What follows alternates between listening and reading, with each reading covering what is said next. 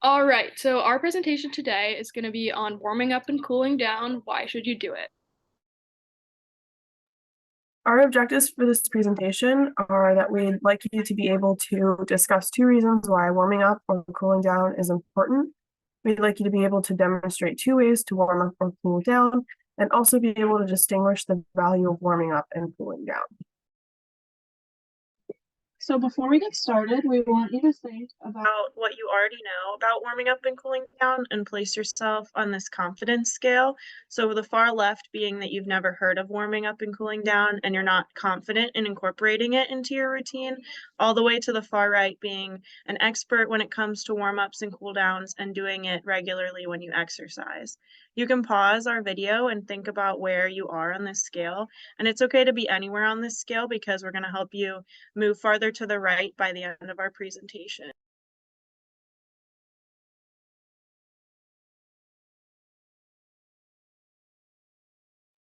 Okay, so what is a warm-up? A warm-up is an activity that you can perform prior to doing any type of exercise. And there are a couple different types of warm-ups. There are dynamic warm-ups and static warm-ups. A dynamic warm-up is moving your joints to prepare for activity, so doing things like walking, jogging, anything like that. Static warm-ups are when you're standing, sitting, or laying still. So that's things like stretching, laying down while you're stretching, and other things like that.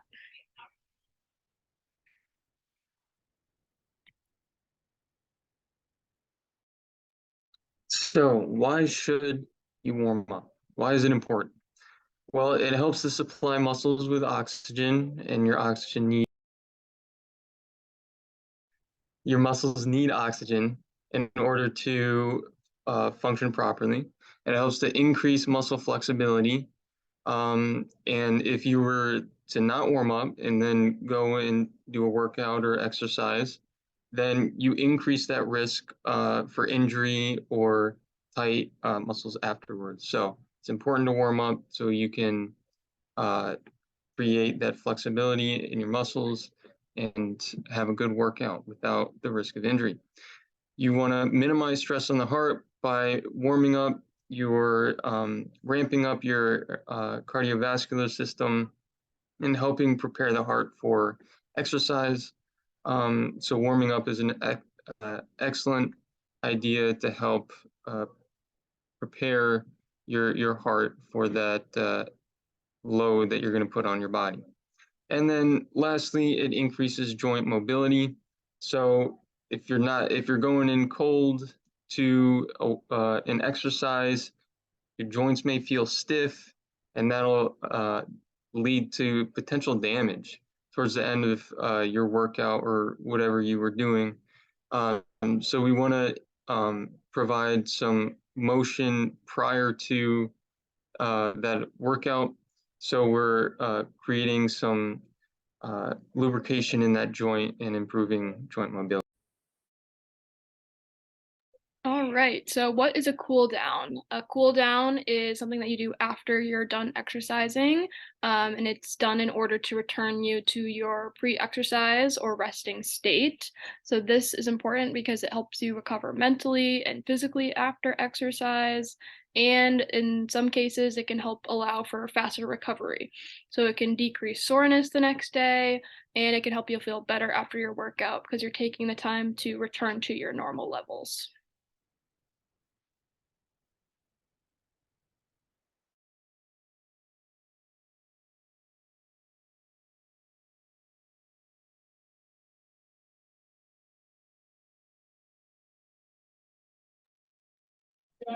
And now, why is it important to cool down? So once you're done with the exercise, we need to start beginning that recovery process. We need to be able to help your body uh, return to its resting state without any major issues, because you just got done with a potentially intense exercise, depending on how vigorous you were going. But it's always a good idea to help do a cool down to begin that recovery process so you don't have any problems later that day or that week after that workout. So we want to return that body to rest. Like I said before, Again, if we're gonna end that exercise rapidly, it could cause lightheadedness due to a drop in blood pressure. And of course, that could lead to other complications like dizziness or fainting that could lead to potentially serious injuries. So cooling down is exceedingly important if we want to maintain our well-being after an exercise. So we also want to restore that muscle length with a warm-up. We have increasing muscle flexibility. And now after you did that workout, your muscles might be more tense, more tight, because you just use them a lot. So now they're going to be returning back to their normal length, especially if we try and do a cool down and help facilitate that. So, and lastly, it prevents muscle cramps, and we want to make sure that we're doing that cool down so we are not feeling it later in the day with all that soreness that may build up. So we're going to do a cool down to help with all of these things. And So now that we've explained what warming up and cooling down is and why it's important, we want you to think of some examples of warm-ups or cool downs you could do for some of the activities that you like to do for exercise. So you can pause the video again and take time to do this and maybe share some ideas if you're with other community members, or just think about it to yourself. So now that you've thought about some examples, we have a few listed here. The important thing to note with warm-ups is that they should be more on the active end. You should tend to avoid more static stretching as you are trying to prepare for exercise. And these warm-ups should just be to sort of increase your heart rate and get joints moving. So the warm-ups we have listed here are hip circles, step-ups, arm circles, ankle circles, and hula hoop stretch. We've provided a brief video after this slide to demonstrate a few of these, and we will also go ahead and send that video out along with our sheet of tips and tricks. So stay on the lookout for those. The cool downs are more likely to be a stretch and are recommended to be a stretch, as Justin mentioned, to kind of help those muscles return to their proper length. And the important thing to note for stretching is to try and hold a stretch for about 30 seconds just to get those muscles to maintain that length that you're helping them achieve. So some examples of that are quad stretch, shoulder stretch, neck stretch, calf stretch, and knee to chest stretch.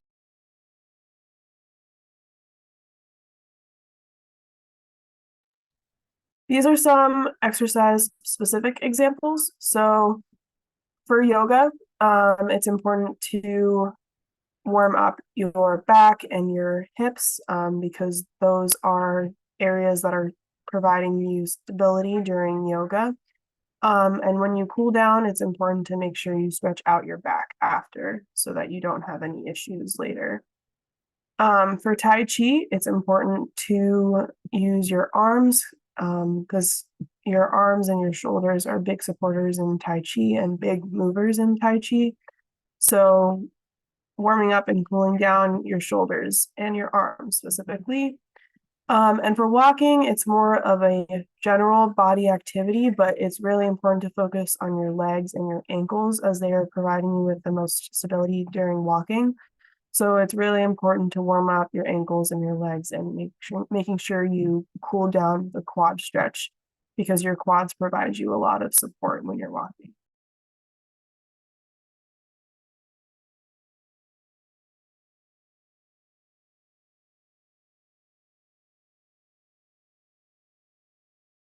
So now you get to show off what you've learned. We have a couple questions for you guys to answer.